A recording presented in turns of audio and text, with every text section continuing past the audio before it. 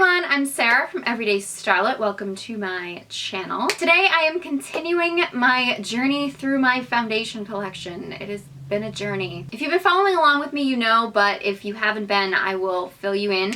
I've been testing all the foundations in my collection and I realized I had way too many. So I decided to split the video into sheer, medium, and full. I have the sheer video, which I will link to this one. I also have a medium video, which I will also link to this one. Now we have full coverage foundations. I actually am surprised. I didn't know I had as many full coverage foundations as I actually do. But it's not all that surprising because I do love me a flawless face. I wore a different foundation every day. I kept my primer consistent and I kept my powder consistent. I will leave all the products linked below. So if you want to see all my full coverage foundations and a review on each of them, then just keep watching.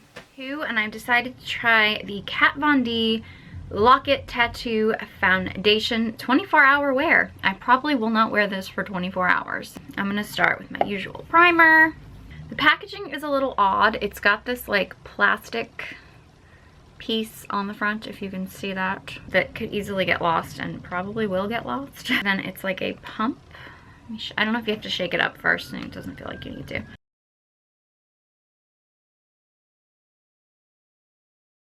It feels like it's just kind of like sitting on the skin. It doesn't feel like it's blending into the skin all that well. I'm gonna give it a try because I have other foundations that do that sometimes when you initially put them on, and then as the day goes on, they have more of a natural look to them. So I'll give it a try.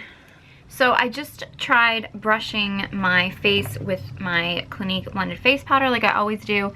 And on my T-zone, it's not so bad, but when I was actually applying it to my cheeks, I feel like the powder is like pushing the foundation around a little bit. I don't know if I can get a close enough view to show you. It's really hard to tell, but it's almost like emphasizing the, baby hairs on my face more than I notice with other, oh, it's not a pretty angle, more than other foundations. So I'm like settling in to the way it looks with the coverage and stuff, but I'm a little leery of the formula so far.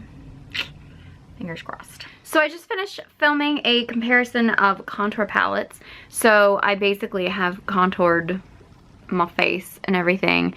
And here's the thing, I don't know if you can tell, this is really up close and personal, but the foundation is kind of gathering in my chin. It's feeling a little, I don't know, it's not settling into my skin that nicely. I don't know, like when I was doing the rest of my makeup, it felt like the foundation was shifting around a little bit. I don't know. So far, I'm having a tough time falling in love with it, I gotta admit. So it is the end of the day. I'm actually surprised it's held up pretty well. My nose is a little shiny. I didn't re-powder or anything like that. And, it settled a little bit into the creases and stuff, but overall, it's relatively even, I would say. So I'm actually quite impressed with how it held up. Still don't know if it's a favorite, but it held up better than I expected. But today I'm actually going to go with the Clinique Beyond Perfecting Foundation and Concealer. This is a relatively new product. Mine gets a little messy. The packaging is a little difficult to work with. It basically has this sort of huge, it's a huge wand. It is called a foundation and concealer. You can use it as just a concealer, and I frequently do. Not under my eyes necessarily, because I feel like it's a little bit too heavy to use under my eyes. If I have a blemish or something, I find it great to just sort of like dab it on. I feel like it gives a really good coverage for blemishes without being cakey looking.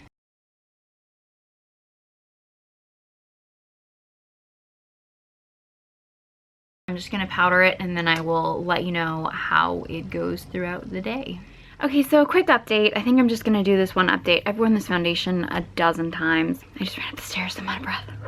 Here's the thing. If you look up close, it's not a very natural look. And in fact, if you touch your face at all, which you're not supposed to touch your face, but people do throughout the day, it gets on your hands. Like it doesn't sink into your skin. So here's the thing. When I first bought it, my skin was bad. Like I was having a really bad skin time. It was like my holy grail because it covers up everything. It does not look natural at all. But, you know, when your skin is really bad, you don't care if it looks natural. Like, you just want it to look good.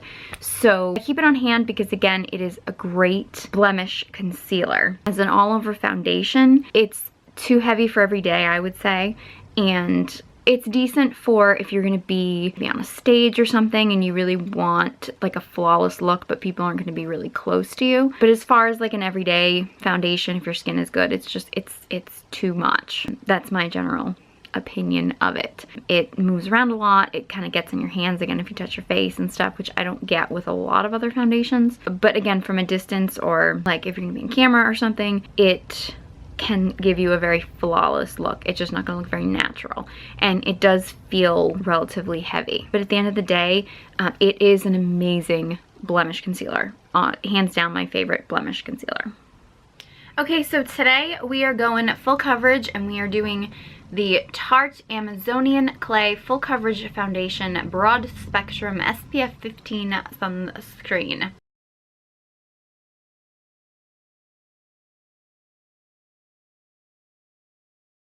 I never like it when I first put it on. I'm always kind of like, meh. Throughout the day, it ends up looking better. So I'll powder and then I will catch up with you later. Okay, so foundation update. It looks good. I mean, again, like this foundation, it's weird. It gets like better over time. I still don't know if it gives my skin the like flawless look that I like. And I don't know if it does anything all that spectacular to my skin. But it's a good foundation and it does get better with time, so you need something that is gonna wear all day. It's a good option.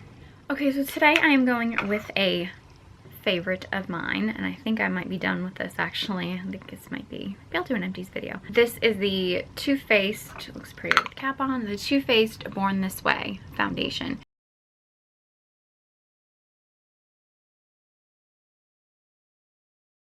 I just love the natural glow that this gives my face, and I also like, I love this on camera. I feel like anytime, sometimes I see this in person, but then when I look at it when I'm on camera, when I'm actually filming a video, and I'm just like, oh my god, look at my skin.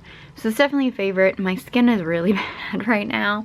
It's really kind of red and whatever. So I'll powder and then I will update you later. Okay, so foundation update. I did just get back from the chiropractor, so most of my makeup ended up on the, like the paper on the table that they put. If you've ever been to a chiropractor, you know they usually like replace the paper where you put your face so they can adjust like your neck and back and stuff. I mean, a lot of it has worn off, but I do know this is one of my favorite foundations. If you really want to see how it looks on camera, then you can watch most of my videos because I use this foundation a lot. Even with all that and the fact that a lot of it on my cheeks has rubbed off, and I'd say like my T-zone is a little shinier, I still think my skin looks pretty decent considering all that I've put it through. It does in the places where it's still there. My skin does look pretty glowing.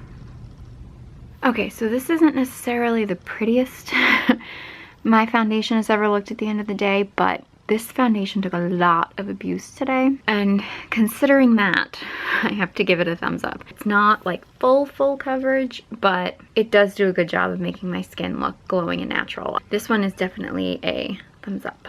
And those were all my full coverage foundations. Thank you guys so much for watching. I would love to hear what your favorite full coverage foundations are. Please leave them in the comment section below. I would love to hear from you. If you enjoyed this video and found it helpful, please give it a big thumbs up. And be sure you subscribe to my channel so you don't miss any of my future videos. I've got a lot of makeup reviews I've been doing lately and tutorials and all kinds of cool stuff. So be sure you subscribe. Thank you guys so much for watching, and I hope you join me next time.